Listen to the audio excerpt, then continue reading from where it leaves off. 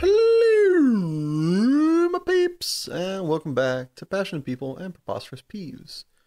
We are on episode, let me count the ways, 41, 42, 43, 44, episode 45. That means not one, not two, but three after this, we should be hitting episode 100, if I'm doing my math right. I am still your host, Ike. And before I count any more numbers or make any more noises, I'd like to just take a moment and say thank you for being here and giving this pod a listen. It means a lot that you chose to use your time to listen to me and my guest. Now, if you have the bandwidth after you've enjoyed this episode, please share this with somebody who you think would like it. Or just subscribe yourself if you already haven't. That'd mean a lot. So, I come to you, I'm recording this a little bit in advance, per usual, but this one a little bit more so. So this is currently May the 3rd. I am about to go to bed, and in the morning I'm going to wake up and travel with prior guest Aaron Barish. We're going to fly out to Pro Tour Minneapolis, where hopefully good times and great fortune await the both of us. Me especially. A little bit greedy. Also, Erin is not qualified, and she's hoping to qualify for the next one, and just hang out with the friends. As she and many other wise Magic players like to say, it's about the gathering that is the magic. Or some such nonsense thereof. Anyway, they are absolutely correct. If you'd like to hear more about my tales, which I'm sure I'm going to tell, but, you can always follow me on twitter.com/likeikes, or email me if you're curious at passionandpeevespodcast@gmail.com. So, if it's not obvious by the timbre of my voice, I am a nervous wreck right now. I'm not ready, but I'm ready. I'm as ready as I'm gonna be, but that's obviously, not ready enough. Nothing is ever finished, it is only due, as they like to say in the art creative spaces, especially for when it comes to film. That's what they used to tell us at school.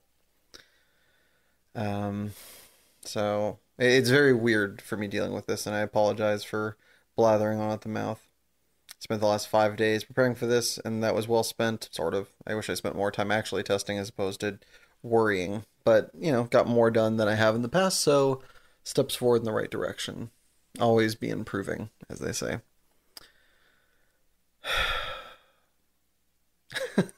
It's hard for me even now to talk. I'm still sputtering and freaking out, but here we go. I think that's all I have on my mind right now. I'm just freaking out. This week we have a great friend. I've known him for ages now. The lovely Brendan Bewley, who I'll actually be seeing this year, I believe, at Camp Ashram, which I will be going to for the first time in a long time, fortuitously, as I have this summer off. There's nothing really going on that week, so I'm going to drive up and spend some time with my family and long old age friends. It's going to be great. But before that, we have this. Me catching up and getting to talk to the lovely Brendan Bewley. Please enjoy. All right, folks. I am here with the winner of the 2002 5th grade Bakersfield Battle of the Books, a master political scientist, and author of a tweet that was once liked by an obscure celebrity. It's Brendan Bewley!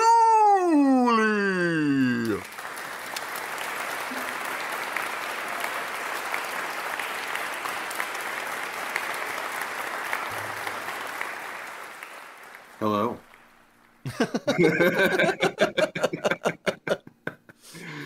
Perfect. Yeah. All right, Brendan, I gotta know, what's your first concert, best concert?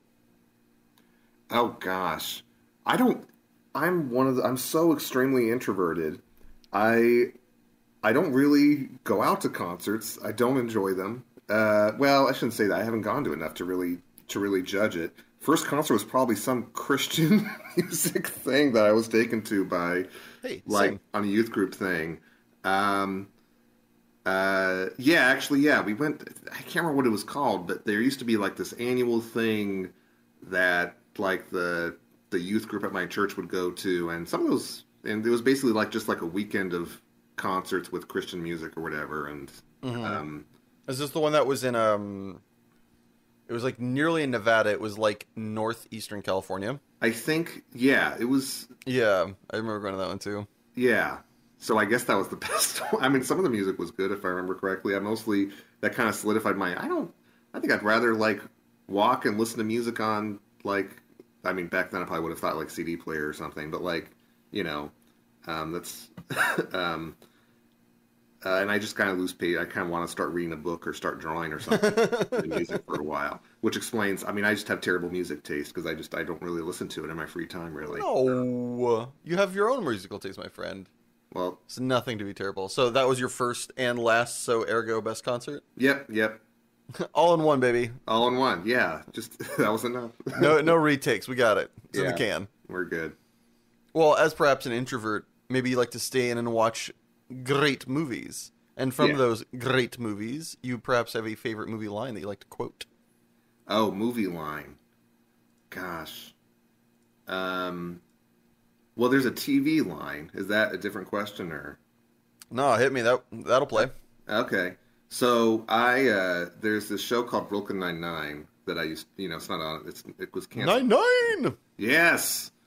And there's one of the episodes, it's kind of in an early episode, I think like season 2, the character Holt, who's like hilarious, played by Andre Braugher, he comes into the office and he's like, I don't want to be dramatic, but that was suboptimal.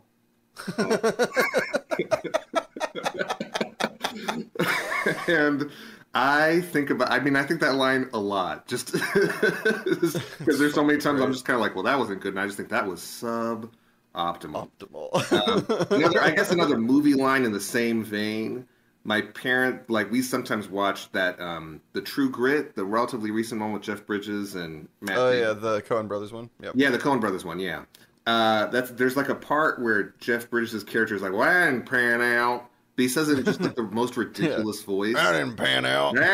So like I like doing that impression sometimes, but I try to make it like less comprehensible the longer I do it. So like, it's like, that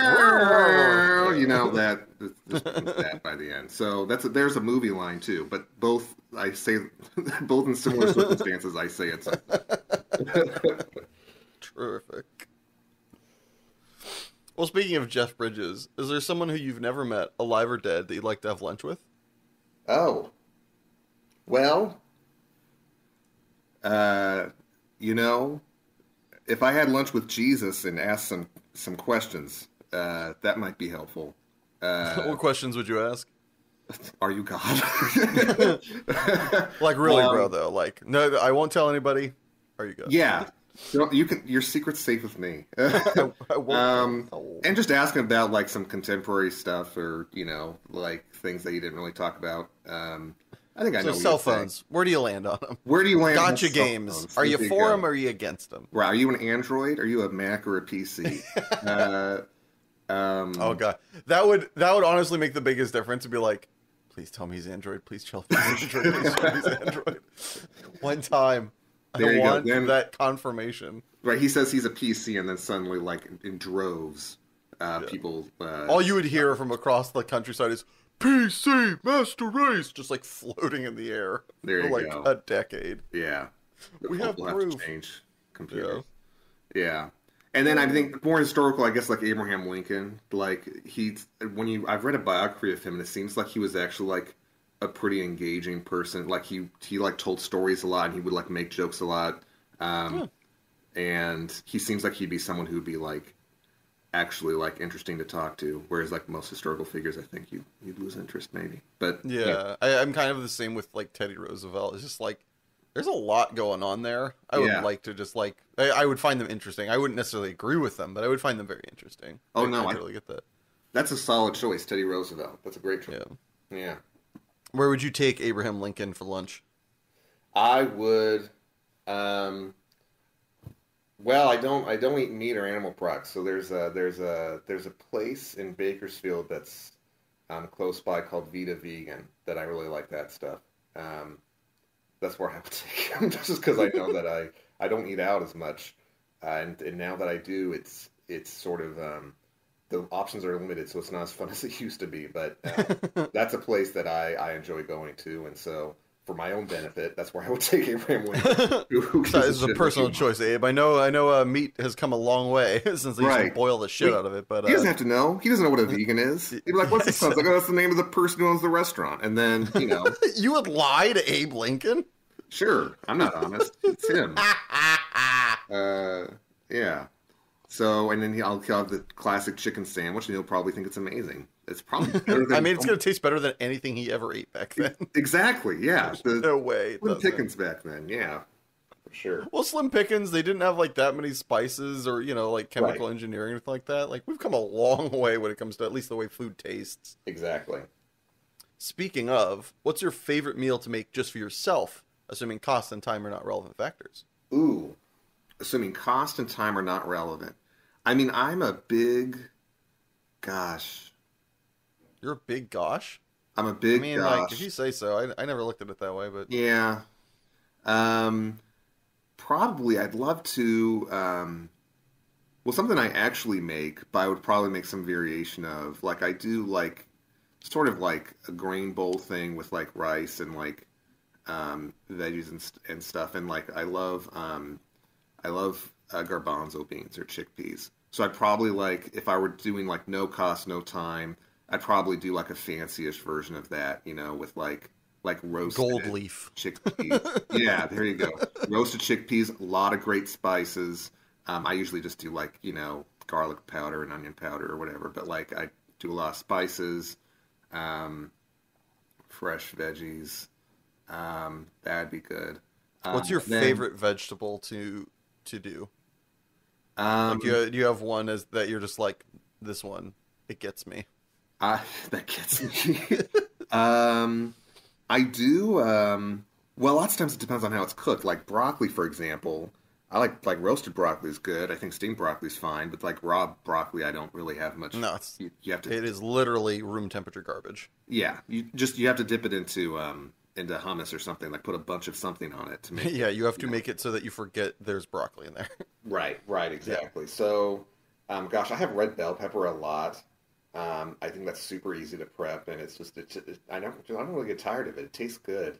Where are you on jicama? Jicama? I don't think I've had jicama. Oh, bruh. It's like it's like, this is weird. It's like the potato chip of vegetables. There you go. It's so good.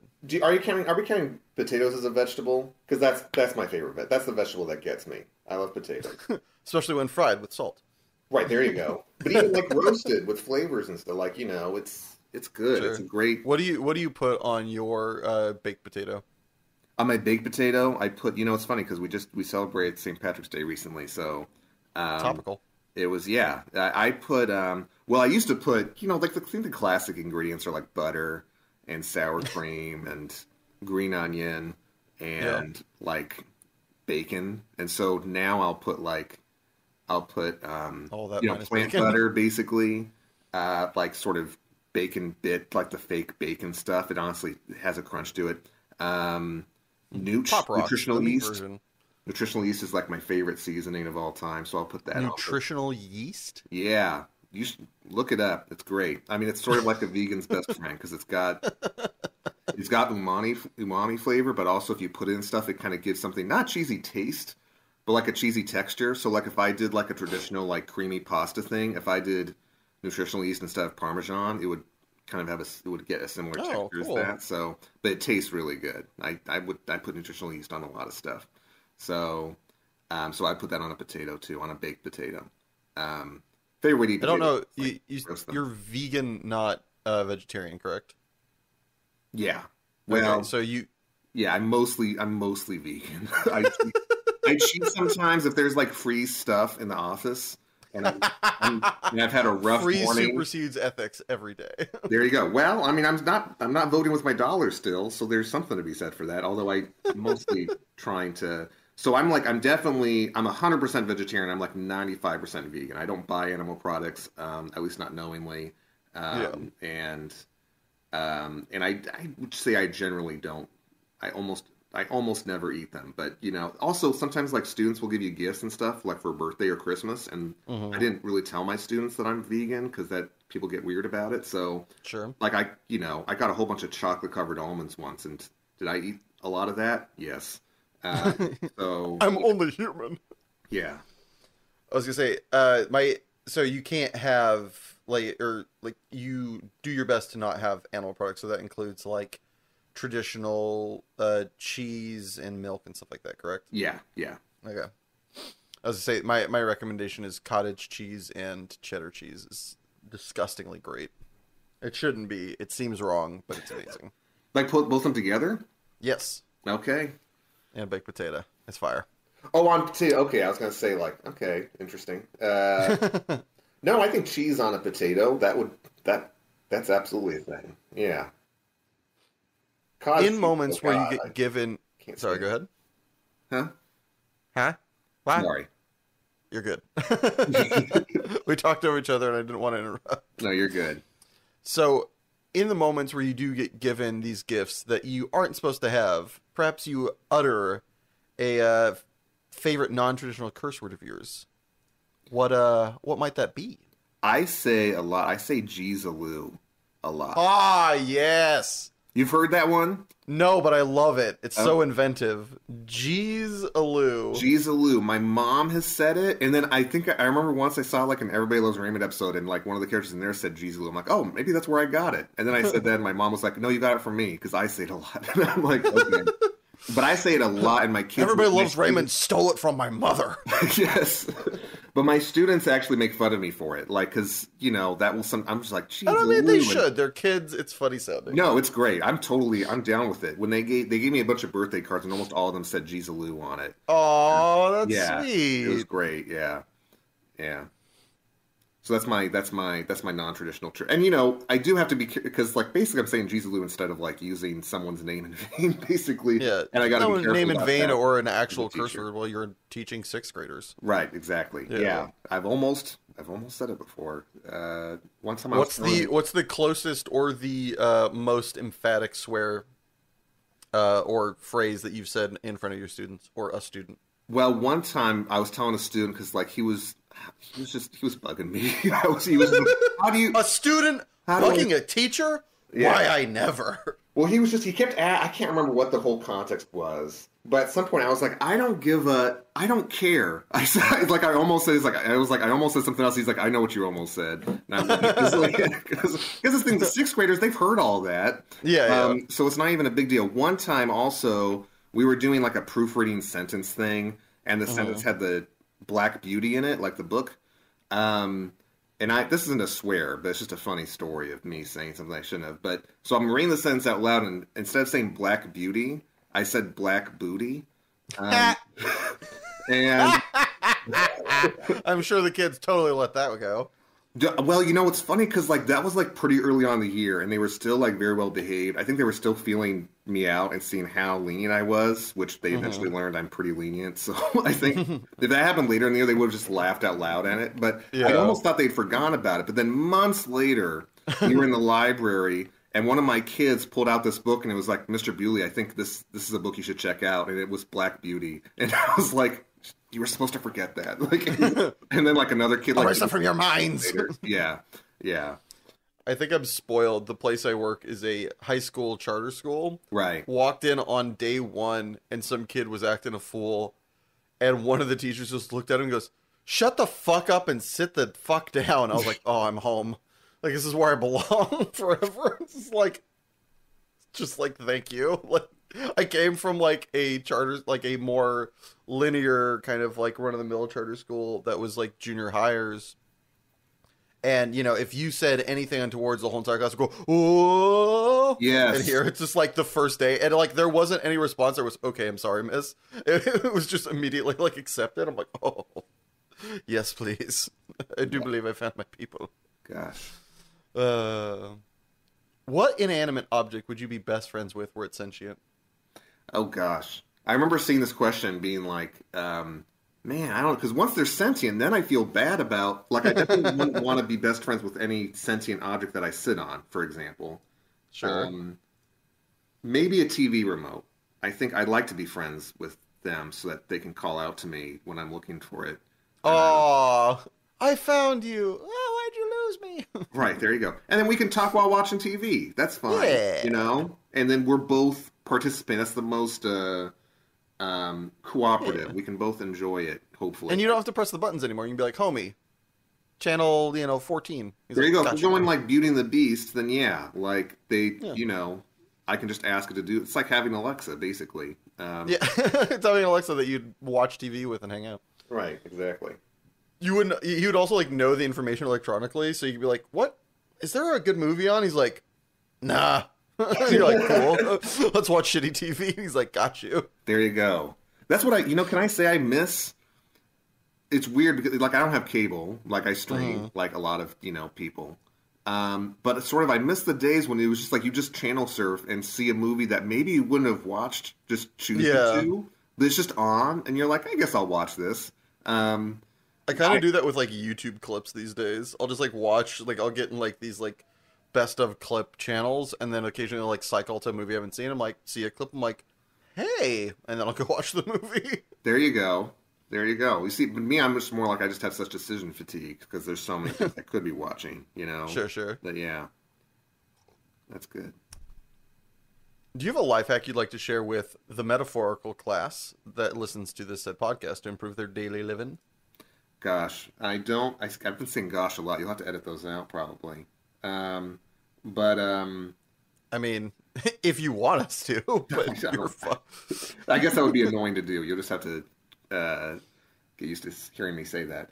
I think I make my life more needlessly complicated. So this will be interesting. I guess the main thing that I do that I would say simplifies my life, and that I'm glad that I do. I meal prep. I Hell yeah. I cook. I get groceries in on Sunday. I don't like cooking, and so I'll just like kind of prep. And I don't do like the thing where it's like all of my meals are exactly set. Although I do almost that. I just kind of have the ingredients separate. I guess theoretically someone could do that same thing and still have varied meals as long as they prep their ingredients. But I pretty much have the same stuff throughout like the work week. Uh-huh. I don't usually get too tired of it, and I'll just change out the meal the next week, and that's like enough Yeah, variety for exactly. me. I think that's been helpful as far as saving money. Like I don't go out to get like fast food or something very often, like at lunch and stuff. So it's helped me save money. It's a lot easier. I think it's definitely helped me get a lot healthier than I used to be. So yeah, I'd say meal prep. Find some way to meal prep that works for you. That's the life hack that I would strongly suggest to people. Same. It's been great. Yeah. How do you meal prep? Uh, by either like chicken and vegetables or just like what I did recently. And I found this wasn't enough just because the way rice is I made like fried rice for the week, Mm. and fried rice is so delicious but not very filling. So Oh, that like I made a bunch of it and I still would like eat it and just be like, I could go for a sandwich. Like it was not full. It was tasty, but I'm like, I'm gonna need a minute before I forget that I'm still kind of, like freaking hungry. yeah. But I like chicken and vegetables. Might do sandwiches. That one's easy. Just do like a bunch of like PB and J's or like something like that. Just make a Mm. smattering of them, and then you just grab two out of the fridge and call it a day. I very much do enjoy having the same thing, especially if it's as long as it's decent. Obviously, if it's crap, if you like made Right. a meal and you're like, this one did not work well, it's like the worst. But assuming that you've like troubleshot it, tried it, and just or generally follow directions, having it for 5 days is kind of nice. It gives you like something reliable to like know is happening, even Yeah. if it's like kind of okay. Like knowing that that's going to be there as opposed to I wonder what this is going to be like is kind of nice when you're like working a job that's taxing and occasionally Yes. erratic. Right, because we both have jobs that are kind of sometimes mentally Oh yeah. taxing. They're mentally exhausting. So I can understand why someone who like works a job like an office space job or something, like a job That where is they're its, just its kind of own bored out of their mundanity. mind. I can understand Yeah. why they wouldn't want to have the same thing every day necessarily, but like for me, it is nice to have that Yeah, stability. you want to have reliability and variety in your life, and so since we already have variety in our job, we want reliability in our food. Exactly. Yeah. Yeah. What's your favorite non-exercise thing that you have to force yourself to do, but are glad once you've completed it? Oh gosh, because exercise is the thing that comes to mind. Yeah, exactly. Boom! Uh, Got him. yeah. Um, I guess. Ooh, that's interesting. I feel like I must have seen this question. This was in your questionnaire, but This was not in the questionnaire. oh, it was not. Okay. So Sprung it on you. sprung it on me. I mean, if we're talking about like work-related stuff, I mean, grading my kids' stuff. Like, I'm definitely glad once it feels so good when I've got like, the previous week's work like just all graded. Especially when you like finish it like on a Saturday and you have all of Sunday to like chill. Exactly. Or like, yeah. What's frustrating is that you know that there's more coming. So,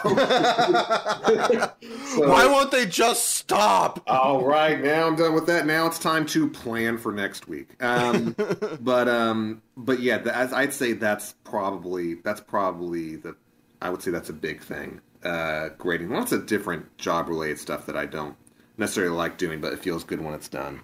So yeah, grading would be the number one though. If you were a condiment, which do you think you'd be? Oh, I would probably be something kind of bland. I'm trying to think of like a like I think people would be like, "Oh, that's pretty good," but it's not like, "Whoa." Like I'd be Sorry. I almost want to say mayonnaise, but mayonnaise actually I think tastes good. You just have to like kind of close your eyes and maybe that's it. Mayonnaise, you know? I'm secretly delicious. You just wouldn't know it from You'd be mayonnaise, not Miracle Whip. So I think Miracle Whip is isn't Miracle Whip vegan friendly? I kind of doubt it. I guess I'd be a vegan man. Here, if I'm going to be a vegan dressing, I guess I would be yellow mustard. Mustard's vegan. Okay. There you go. Sure. No, you didn't have to. I wasn't trying to make you consort to that. I was just like thinking that potentially one of them was the other. Yeah.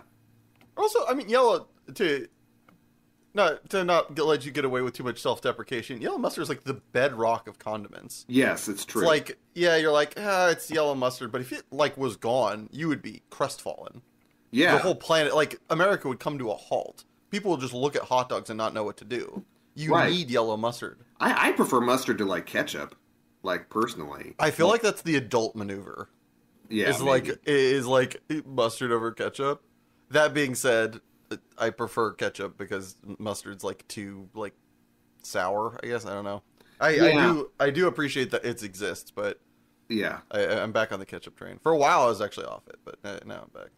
Yeah, it's weird to me because sometimes I'll like oh man this fry would be really good dipped in ketchup, and then after a while I'm like I think I like this fry more on its own. I'm more of a ketchup skeptic, I guess, than you are. Yeah, I've had that exact same feeling. So for like the longest time growing up into my like early 20s, ketchup or fries always went with ketchup 100% of the time. It was just the way the world works. Yeah. And then at some point, I don't know what happened. I don't know if I was missing condiments one day or what. But I just started eating, I think I went to McDonald's and just started eating fries out of the bag because I was so hungry. And like their half-life is like a minute. And I'm just like munching on them. I'm like, you know what? These are amazing. I don't even want ketchup. This is just so good. And up until probably this last year, I was that way. And I don't know what happened. And this last year, I'm kind of like, you know what? Give me that ketchup. I'm kind of back on it. It's weird.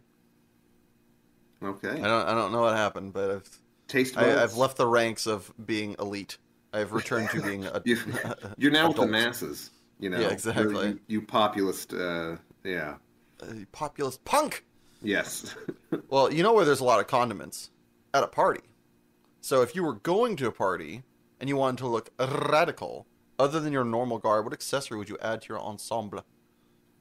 What accessory would I add to my? This is a challenging question because I one don't go to parties and two I try to not look Brendan. If like something that I would like enjoy wearing, let's say you know all the people. Like this isn't going to be an awkward affair. It's just like it's a party, it's a ball, it's a thing. Yeah. But like everybody's friends. But you want to look nice. You want to look fresh. Okay. What you adding to the character build out? What am I adding to the character build out? I would. Um, You don't have you to know own what? it I for the think. record. Huh? You don't have to own it. This doesn't have to be something you already own. It's something you could go acquire though. Oh yeah, yeah, yeah. I'm not thinking about things that I own. I would. Maybe I'd get like one of those. One of those Flavor Flav clocks. And wear that around. It's practical. I would pay so much money to get a video of you wearing that and sincerely looking in the camera and go, "What time is it?" What time is it? in your droll, like underplayed sarcasm. Yeah. Just, what time is it? There you go. I'll do that. Well, you know what? I would maybe even do that because because my kids are constantly, my students are, what time is it? And I'm there's a clock right back there. But, of course, a lot of them don't know how to read an analog clock. Oh, gosh. That kills me. It's just like, it's so easy. It's not like that when hard, kids can't, but also it's like I when get kids why they can't haven't done it multiply. because, like, really, the main place where they see an analog clock is at school. Like, there's not really many other places where they see it. And of course, these kids were, at home learning during COVID for a couple of years, around maybe the time that they would have. I'm trying to think. They're sixth grade now. Well, they should have learned how to read a clock in second grade, but they didn't get much practice after that. So, it makes sense, but it's also just like damaging to my brain. Yeah, and it's also like, man, it's a practical skill that you can practice every day because you can just look back at the clock and be like, how long is it from now until recess? But exactly. You need to know this. You've got the spurring inspiration. Right, but then we have Chromebooks and those have the time. So like they just open most up of the their time computer like slyly. So yeah. Well, speaking of life lessons, such as learning how to read an analog clock, what life lesson do you wish you learned sooner? Oh gosh. There's so much. I was such an idiot. We all were. You're not alone. Yeah. Yeah, I feel like I had a lot of growing up to do. I think don't do it. It's a trap. It's a trap. I think I think if I would tell my younger self something, I basically like simplify your life and find a routine that works for you. Because I feel like, especially in college, I did not have a routine, and things were just kind of a mess, and I didn't prioritize things very well, and that led to issues. I had terrible sleep my last year of college. Like I was tired all the time, and then I kept walking around not as if I had no idea how to change that. I was like, man, I'm so tired. It's like, I never thought, like, maybe I should get a decent amount of sleep. I told my girlfriend at the time, like, I was like, yeah, I slept a whole bunch over the weekend, but, that kind of makes up for the lack of sleep I had over the week. And she was like, that's not how that works. Like, you're just, your body doesn't, like, just wait and then... Yeah, it's not a battery that you get to recharge. Yeah, it's not like you're filling up the gas tank when it's not like that. You still just need a normal amount of sleep, basically, consistently. So I think that's what I would tell my younger self. Like, if it makes you feel better, I know plenty of adults that still haven't figured that out. Yes. So. Yes. That's true. Yeah, that's a good one. Who would you want to play you in a movie of your life? You can pick the time period of your life that is being showcased and the time period of the actor portraying you. So you can rewind time if there's somebody that in their younger self would have done a good younger you. Okay, because I was just thinking, like, man, I can't think of, when I saw that question, I was like, who would I pick? Because, like, like, Ian McKellen obviously wouldn't be able to play... I can't even imagine Ian McKellen as a younger person, though. So no. Sorry, I love you, but no, that would be such an odd pick. Yeah, I know. I mean, I purposely picked it because I'm like, okay, he clearly wouldn't be able to. That'd be like having Monet play me, or like Janelle Monáe play me. It's like, what are you doing? Yeah, right. No, I'm definitely picking a white cis male. But I would, but I want them to be like an attractive, sort of give off that I'm more. Maybe like Tom Holland, I guess. I could see it. Yeah. Yeah, Uh, he could do the understated, sarcastic younger you that I remember palling around with at Christian family camp. there you go. He could pull that off. Maybe Timothy, I think it's how you pronounce it, Chalamet. Chalamet, whatever. He could maybe actually do more of like He's got your hair. yeah, I think Like he's got that kind of like curly, like wispy hair. yeah, I think I he think could he could maybe rock it. actually do a better job pulling off. I think we have similar voice tones. I haven't actually seen him in a ton of stuff.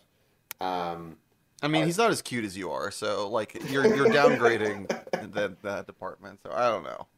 there you go. I think I know people who very much like Timothy, and that's the other thing too is like, oh, people will think I was like really skinny in college days when I was Yeah. not. So there you go. There's that too. So Timothy Chalamet. I also say Timothy Chalamet because that's just easier to say, but I think it's pronounced Timothée something. No, it's Timothy Chalamet. Okay. Or the whole entire world has been pronouncing it wrong. You know, if that's the case. Right. I think he literally But said like I don't care, but it's actually this. yeah. Oh, that's Like I funny. think Steve Buscemi. Hmm. It's like his name is actually Buscemi or something. It's actually pronounced differently, but he's He's just just like like whatever. Yeah, That's funny. he seems like someone who doesn't really seem to care that much about it. But one time his wife called the hotel asking to see him, and then like the person at the hotel lobby desk like It's like corrected her. who? It's That's actually awesome. yeah, Clearly thinking they're getting their leg pulled. yes. Well, as we are in the field of it, what media, whether it be book, graphic novel, TV show, or movie, have you been putting off that is next on your to consume list that you just can't wait to break open? Oh, you mean like just some sort of story, like any TV show or movie or anything that I'm looking forward to? Any kind of media that you're just I'm like, looking forward I to. can't wait till I have a moment. Right. I think uh I heard The Last of Us is actually is a pretty good show. I Um have heard similar musings. yes. So I'm curious about that. I really like those actors, the two main actors who were in it. And actually I Hmm. saw the trailer once. There were a few other actors. I'm like, "Ooh, I like them." I haven't seen her Hey, since Northern yeah. Exposure DVDs that my parents showed me, and I like her. Whoa, that's a But deep cut. yeah, yes, very cheap cut. Northern Exposure, who even knows what that is? It's not even streaming anywhere, so people don't even know what it is. Um, but yeah, so I think Last of Us. That's the thing. I might actually watch that tonight. I've kind of started getting into this sort of. I'm not. I don't think this is unhealthy, but I've been watching like just things I'm familiar with a lot recently, just because like I know I'll like it, Yeah. and I feel like I don't have as much time to watch things. So I want to at least if I watch something new and I'm disappointed, I want to have enough time to watch something familiar. You know. No, totally. Yeah, Um, yeah. so yeah, I'd say, um,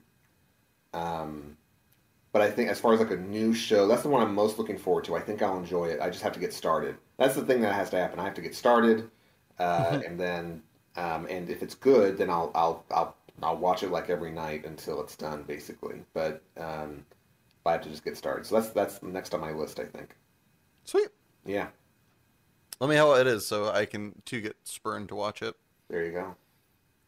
What's a job at some point in your life you wanted to pursue but are very glad you didn't? Oh, lawyer. I wanted to be a lawyer when I went to college. That was Hmm. sort of I think it's just sort of like that's a professional job It and is.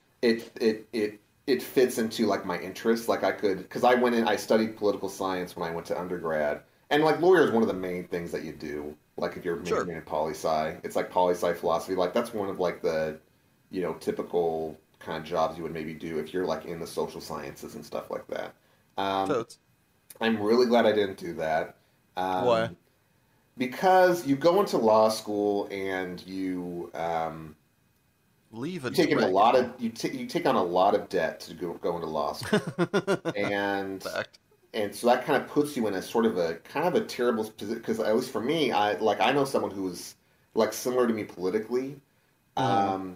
who I think wanted to be a lawyer for different reasons, but now he's like representing like progressive, or at least he was last I talked to him, which was like 10 years ago. But um, he he had to like take on like a job that like paid well enough that he could like pay off his loans really. And the kind of lawyer work I would want to do would be more Mm. like more like Public civil rights defender. litigation stuff like that, Yeah. or that's more the kind of thing that would fit. I'd be more wanting to be like a public defender kind of person. And Yeah. first of all, I'm also glad I'm not doing that even if I could afford to live that lifestyle because I think that I just think the justice system is so um, upsetting and disturbing, and I think I would have Yeah. a hard time like making that my profession, like Yeah. I work. have a friend that's a public defender, and multiple times I've heard him like talk to clients who did not commit the crime, but he's like, look, Right. our evidence is decent, but what the plea deal is very acceptable. You're going to Yeah. spend like a week in lockup,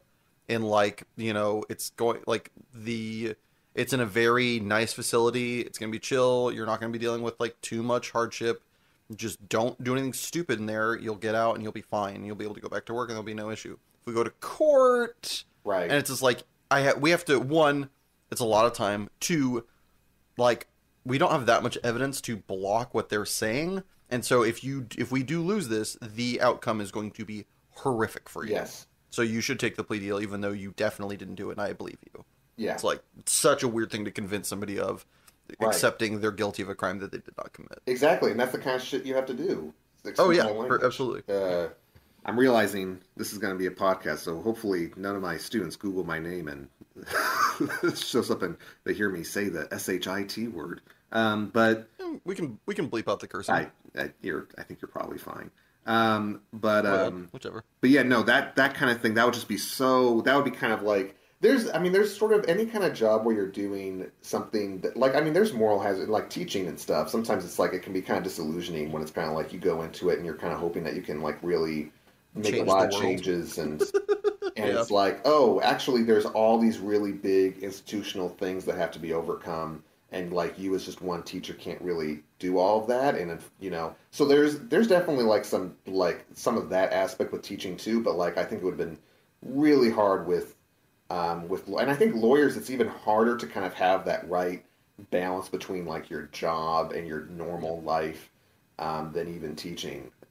So I don't know. I'm glad I didn't do that. Wanted to do that for a while, but I'm really glad.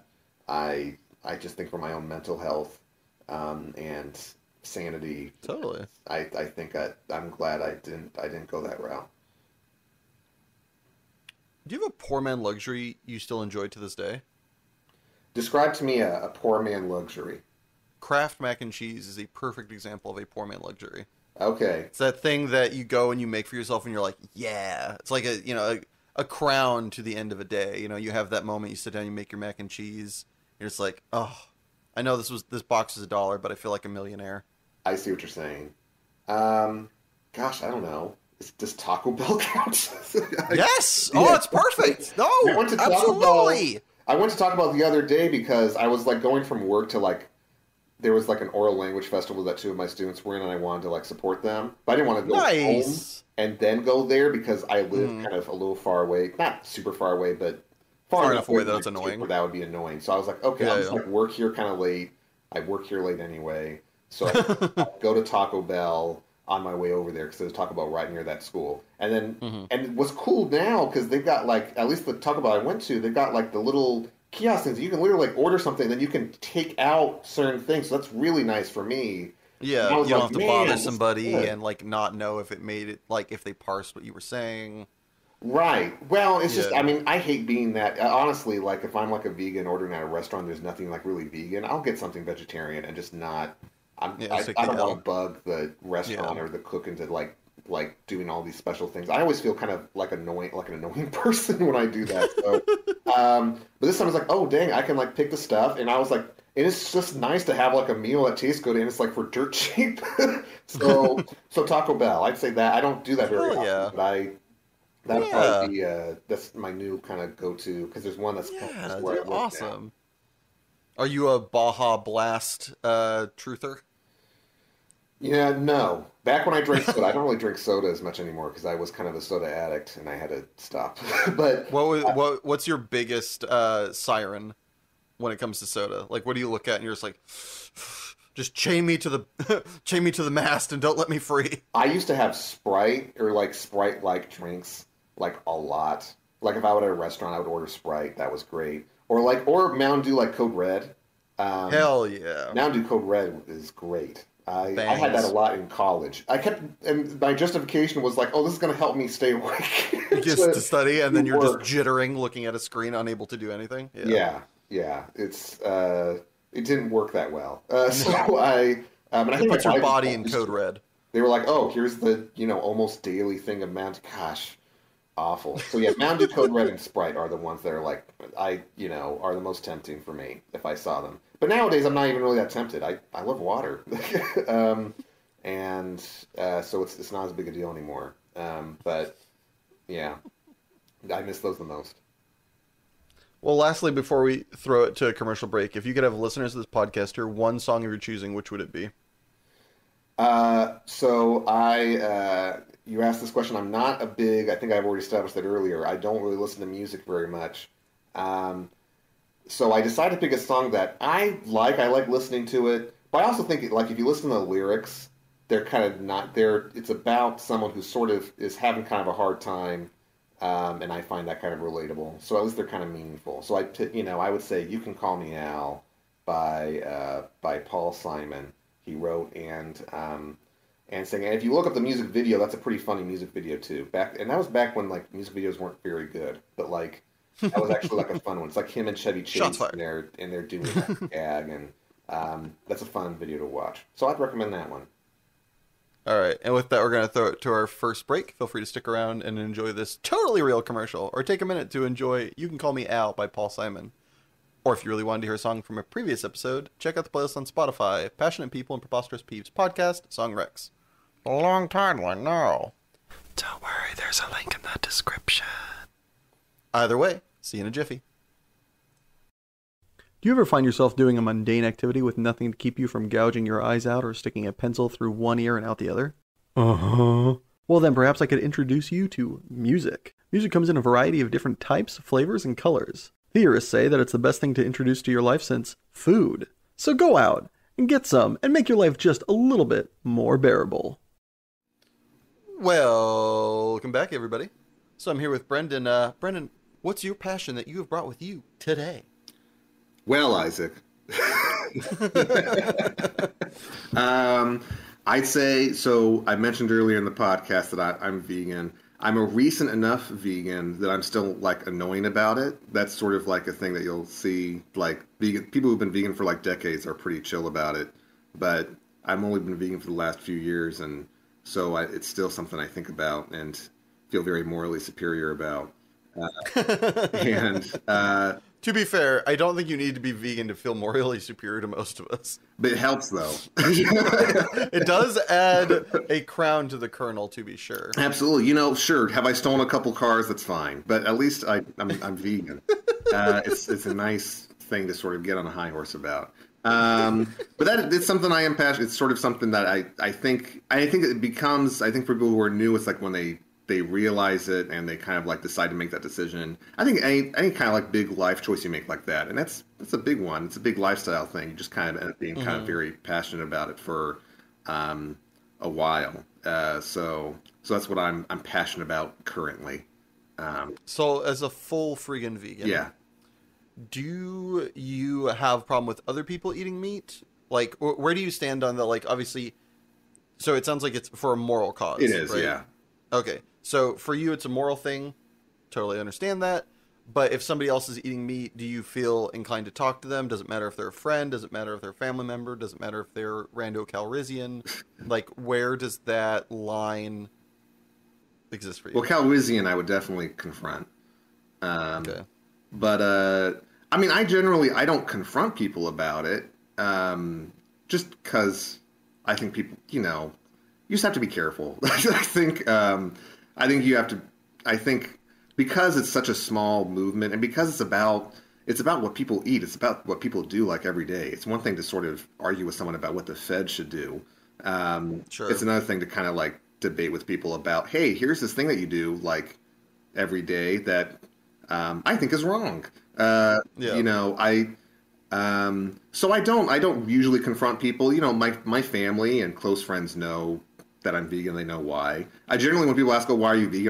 I simply say ethical reasons, and I just let them kind of come to their own conclusions.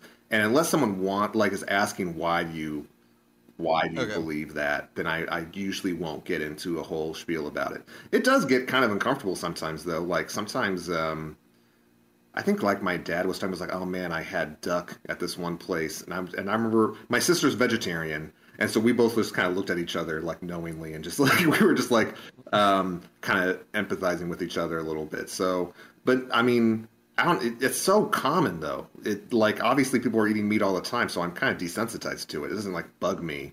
Um, Yeah. uh, I'd say if you're at like if someone would be like, hey, do you think that do you have a moral problem? I mean, frankly, my answer would be yes. But I mean, I don't really I don't try I don't think it's helpful to confront people about that. I don't think that's necessarily Hmm. very helpful activism. I'd rather make passive aggressive, sarcastic comments every once in a while. I think that's the best way to go. But more seriously, just being like I think a good example, and hopefully being a little bit more like my brother shared with me that he and his wife she doesn't eat red meat, or at least she doesn't eat it very often. And I think they sometimes try and do plant-based meals sometimes.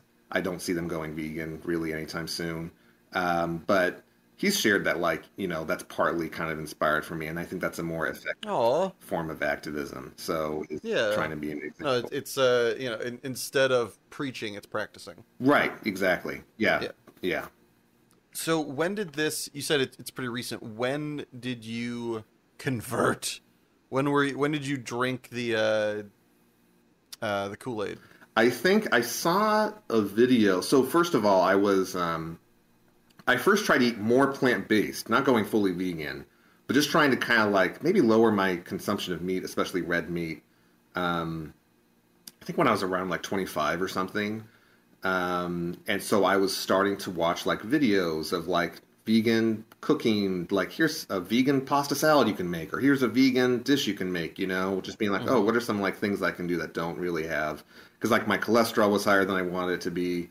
Um, and so I was like, oh, maybe if I do like if I'm vegan for like the morning and afternoon, but I still eat meat in for dinner, then maybe that's like a good balance.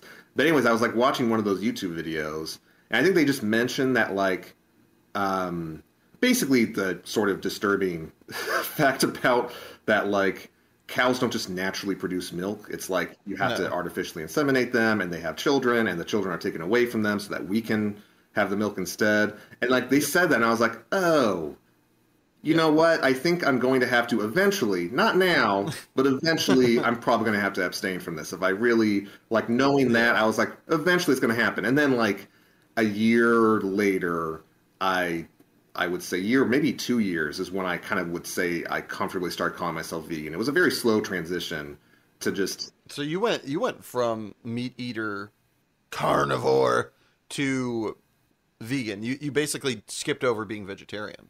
I would say that like my transition period was less going vegetarian to vegan and more like, I mean, in some ways I'm sort of still in that transition because I don't eat meat Sure, sure. ever, but I sometimes will have like an animal product because it's free or it's like not. I'm at a restaurant and they don't have good vegan options, so I'll just have Sure. something vegetarian. But I'd say the big transition was more like how many of my meals are going to be vegan. So, Hmm. like I think when I was first kind of transitioning, this was when I was living in Seattle. I was living with housemates. It was part of my sort of program that I was doing. I don't want to like explain the whole program, but we were basically living in community, working at schools while we were getting a degree.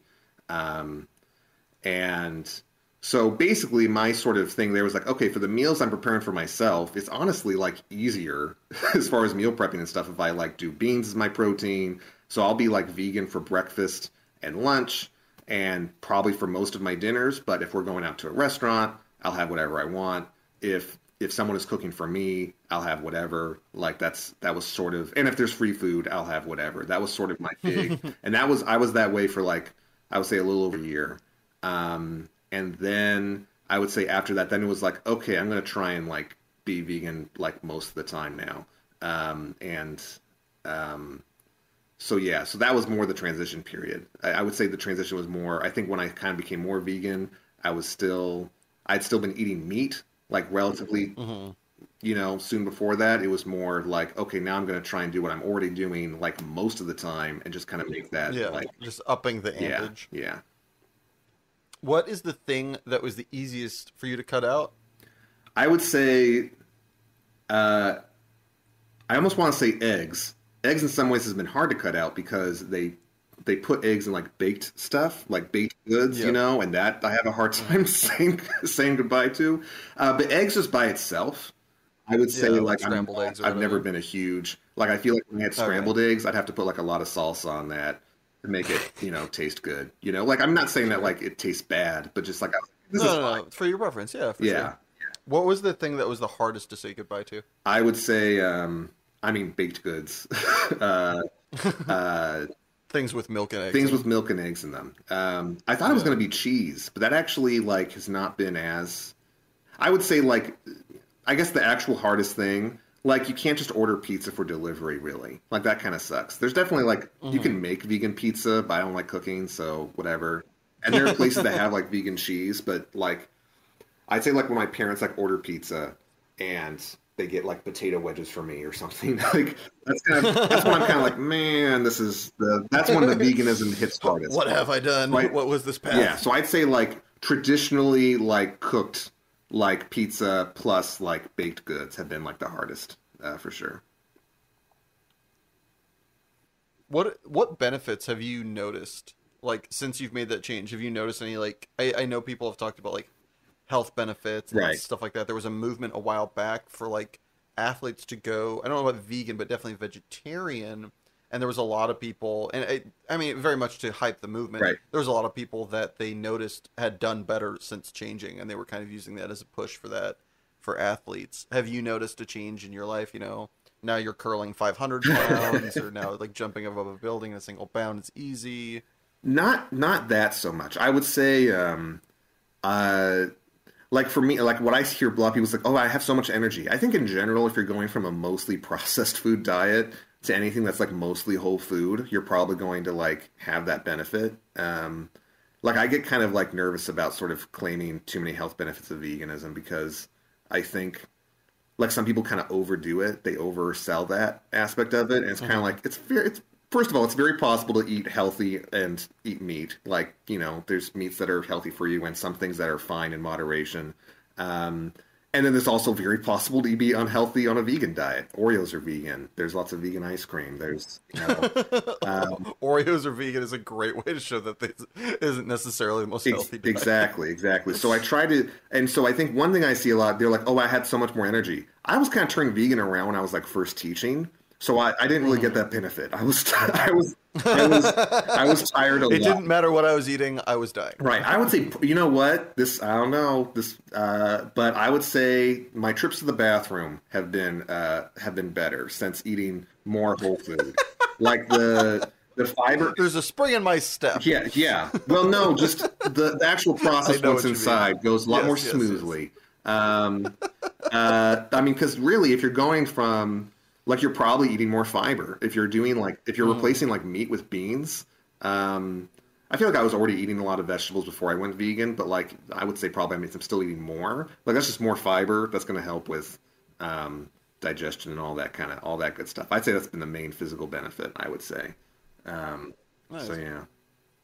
Has there been anything other than, missing out on some of the flavors? Has there been anything that has been like, oh, I didn't realize this was going to be like part and parcel of this? That's a good question. I think like it's sort of like sometimes there's like some things like candy, like that's sort of that kind of there's certain like celebrations and stuff like Easter and Halloween that are just a little bit harder because there's so much candy. And I remember I enjoy eating candy. So but so much of it, especially if you're getting like cheap like can stuff that's not too expensive and that like you can hand out to students or hand out to kids, a lot of that's not vegan, or I don't like it. Like Twizzlers are vegan, and those are okay. Uh, I don't really. Those are fine. But let me think. That's a good question, though. Something else. I say just like when you start the route of like trying to buy and consume things more ethically, it's like it kind of starts Hmm. you thinking about all these other things, that you could be kind of consuming more ethically, and that it's not really part of veganism necessarily. Like, you can still be vegan and like not really give a crap where your shirt came from or how it was made. But I think it sort of poked some of those um, those feelings around in there too, and kind of like trying to be more ethical in my consumption and buying habits in general, not just in like what food I buy. So yeah, I guess I'd say that. What would you say is the biggest misconception about veganism by the wider world? um, I think a big one is it's funny because I was just watching a video about this. Well, it was a video about like how eating healthy isn't necessarily expensive, and I think there's definitely a big conception of it as like a, at least maybe in some circles, as like a white elitist expensive thing to do.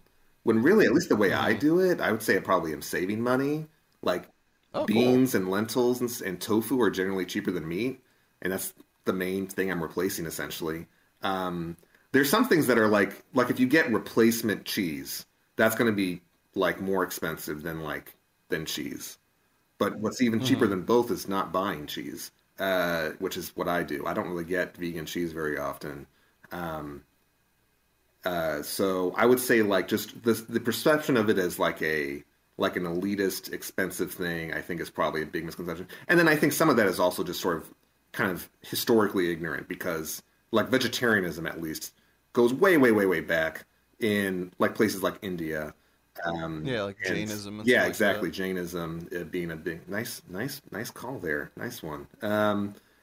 Thank you, philosophy of world There religion. you go. Man, I took that. I took a course like that too at my undergrad. It was one of my favorite classes. Oh no, it was dope. Yeah, Sans a couple of the pretentious students that like were not willing to understand that old shit is a little old and you got to just accept that yes, and or just give them that like room. exactly. Or, you get some people who just, it challenges their beliefs and so they're very resistant to it. Yep. There's that too. But I would say my professor was great. The readings that we did were super interesting. I still think about that course a lot. No, that was awesome. So yeah, so I would say that is probably the biggest misconception. On the flip side of that, what is your favorite non-obvious aspect that most people don't seem to know that you just love about veganism? Um, I would say, hmm. Well, I kind of mentioned the bathroom trips. That's kind of one of the big ones that I don't think people don't talk about it very much because it's uncomfortable. But Well, no, it's more comfortable, right? well, it's more comfortable. Yeah, shut up. Got him! Oh, uh, let's go. I think. I guess one thing that people don't appreciate. There's like so many good like when you like on YouTube or something. There's so many like Mm-hmm. when you kind of there's so many good like vegan cooking YouTube videos and stuff. There's so many like really good. It kind of opened up a whole different like realm of like potential entertainment for me. Um, was sort of looking at all of that.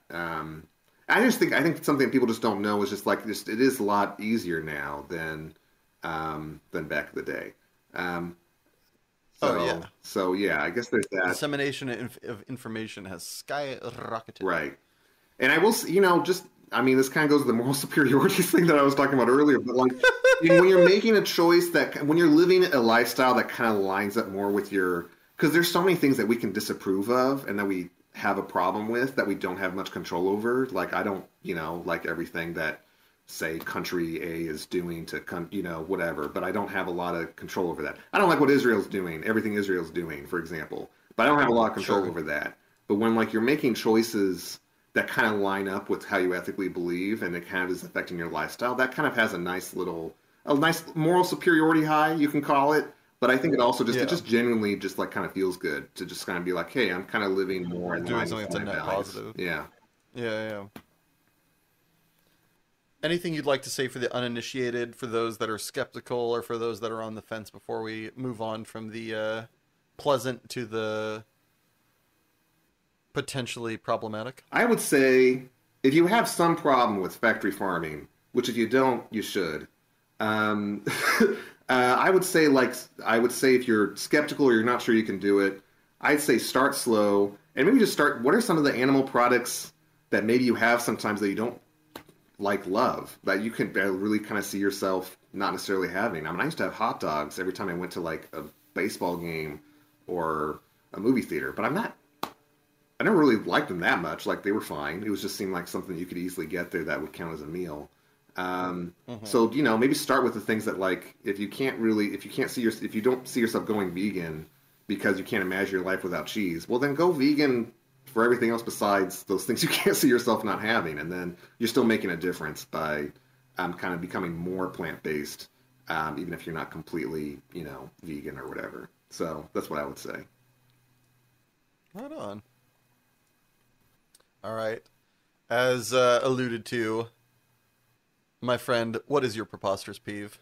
My preposterous peeve is when, this is very niche to me, but there's a phrase that you sometimes hear when you're, like, let's say in college, debating politics and stuff with random people in your dorm, which I don't do anymore.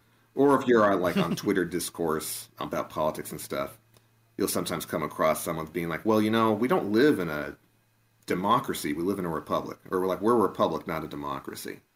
That comes up a lot. A lot. It comes up sometimes. I don't know if it comes up as often as it used to back in the day. But it came up enough to be a pet peeve of mine. And when I say this to people who are not like in those circles, they don't really like. I mentioned this once at it was an icebreaker thing. Someone's like, "What's your pet peeve?" And I said that was it, and everyone was like, "What?" And so it's maybe preposterous of me to have this peeve. But yeah, it's annoying because it's just they think they're being so smart about it. I think that's part of it. They think like, well, actually. People say we're a democracy, but actually, Athenian democracy was very different than today. It's like, yeah, like duh. Like one thing is that we don't have slaves and women can vote, so that's one thing. But yes, but like if you talk to professional political scientists or whatever, like democracy's definition has changed since ancient Greece, and has come to encompass like Republican forms of government. Ones that, where you vote for a representative. It doesn't have to have necessarily direct democracy to be a democracy. And people generally are saying this kind of thing so they can argue for stuff that is just like... Yeah, it's a bait.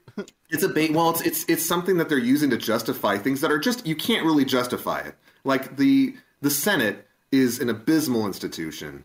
The idea that I have way less representation in Congress than someone in Montana just because of like where they decide to draw the boundaries around the state or whatever is ridiculous. And then you kind of say someone that's like, why should one person have way more political power than someone else just because of where they live? And it's kind of like, well, we're a republic, not a democracy. And it's kind of like, shut up. That's not a justification for it. Like we should still be trying to be democratic. And, our system is has a whole bunch of undemocratic things about it that I think we should get rid of. But but I don't see that happening. And I think like one of the things that you will definitely see people and you see that with, I think especially some people on a certain side of the spectrum are skeptics of democracy and will kind of argue for different things that are clearly like not democratic, that when you look at it are clearly not fair, but will justify it by saying like, well, technically we're not even in a democracy, so who cares? And it's like, it's terrible. So that's my peeve. I know it's a weird one. When did you first notice this very niche, very angering occurrence? I would say, I don't know, probably senior year of high school, but more often college, I think. Like college. Yeah. And not even so much in political science classrooms, but like in conversations with like people, like just people who were very opinionated about politics in like dorm rooms and stuff. People will say stuff like that, and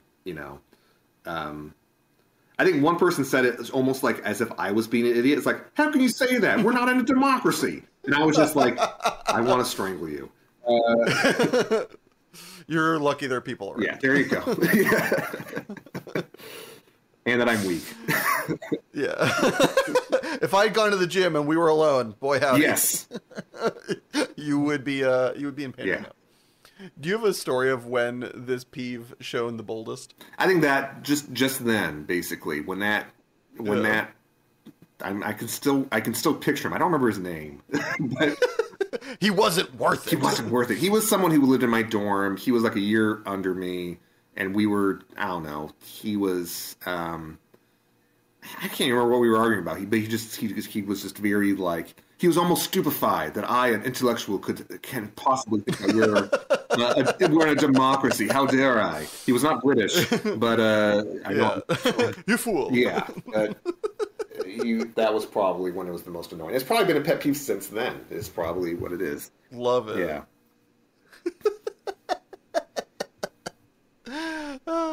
With that, we're going to head to our second ad break. But don't go anywhere. I won't. Because when we get back, Brendan is going to enter the lightning round.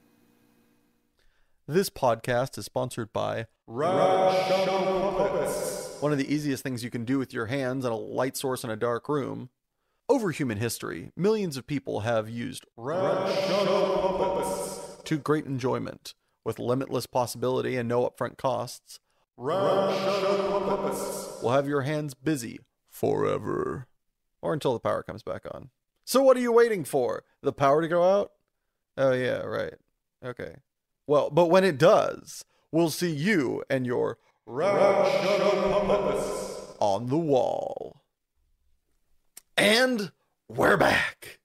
Brendan, are you ready to enter lightning round?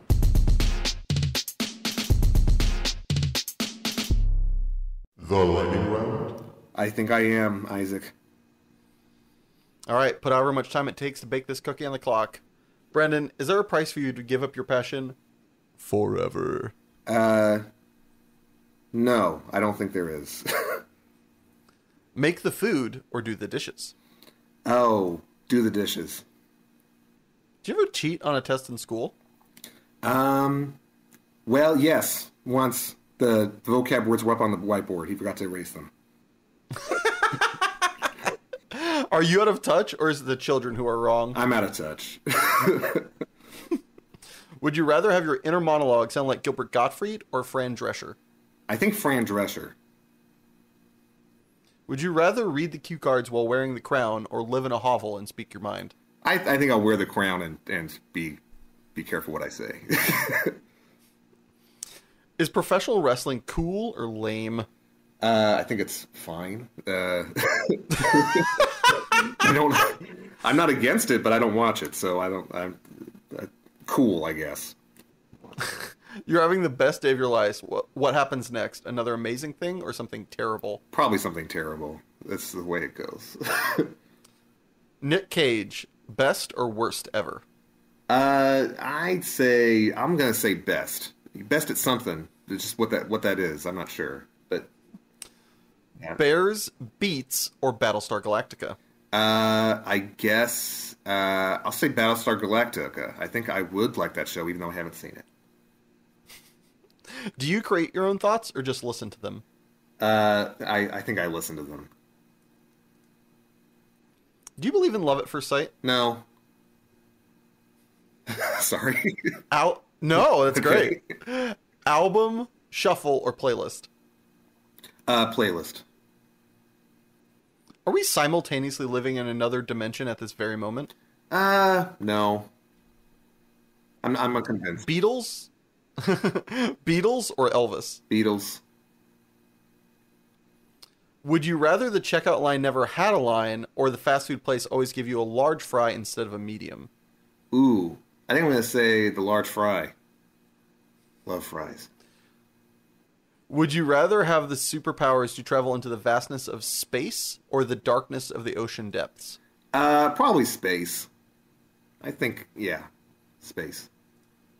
Cake or pie? Ooh, that's a hard one. Obviously, it depends on the time. Cake. I almost went long-winded there. Sorry. No, you're good, homie. That was great.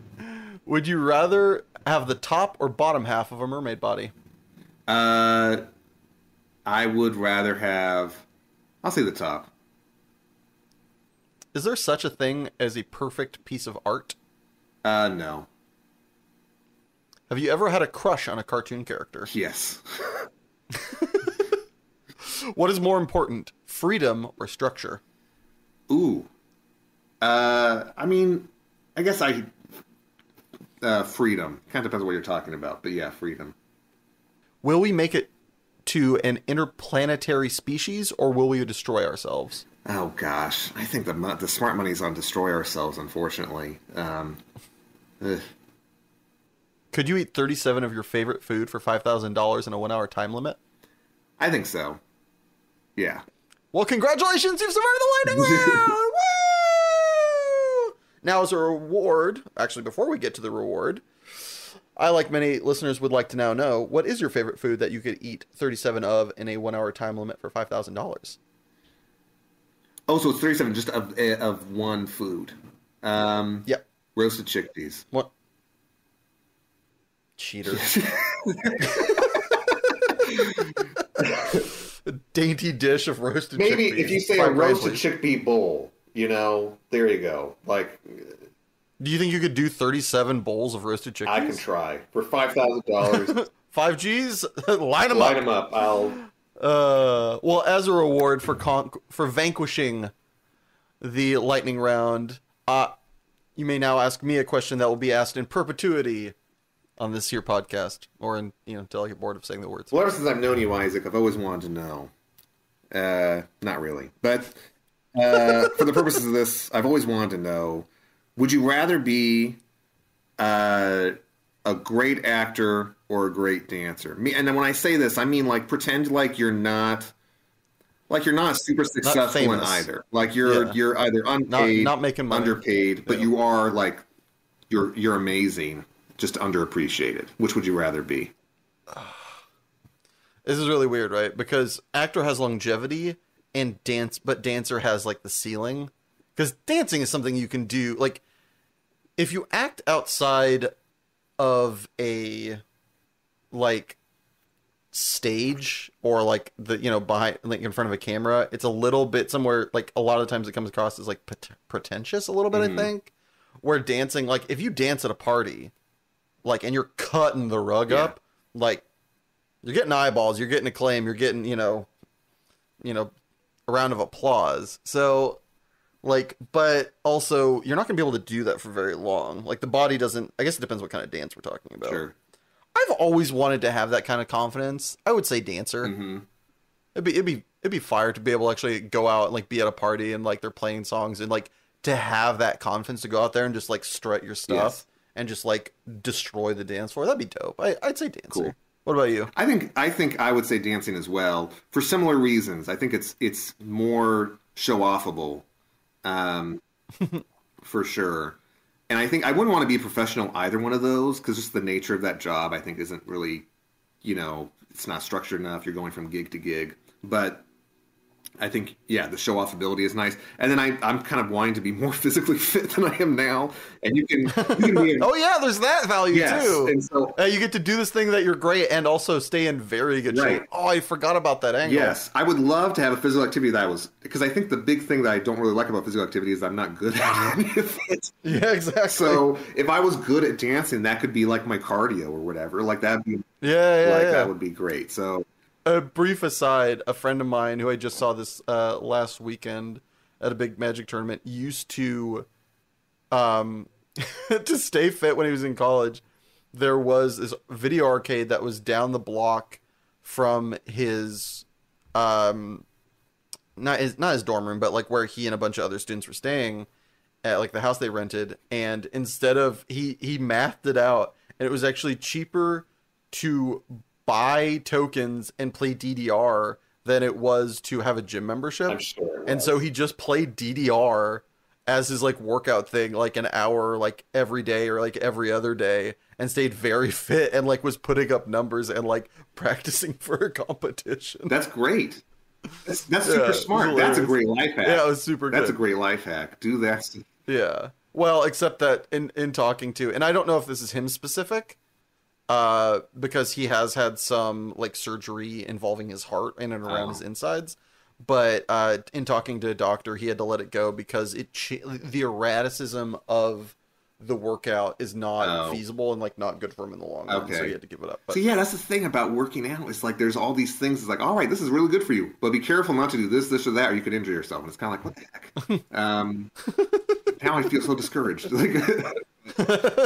Oh, so I was correct in not working Right, out. exactly. That's better for me. Got it. Yeah, That's another takeaway. joke I think from Brooklyn Nine-Nine, where it's sort of like it's just like, yeah, you got to be, you can't just work your legs or just work your arms. You got to be consistent. That's why I don't work any of it. Well, as we come to a close here, my friend, is there anything you want to plug, shout-outs you'd like to give, places people can find you, your content? Well, I do have an Instagram that I never post on, but and that's about it. I gave up Twitter before the school year began, and so yeah. I'd say that's a wise choice. Yeah, I think yeah, I gave up before Elon Musk came on, so I quit Twitter before. Ahead of the curve. I was ahead of the curve. I somehow knew what was going to happen. But yeah, so I'm on Instagram.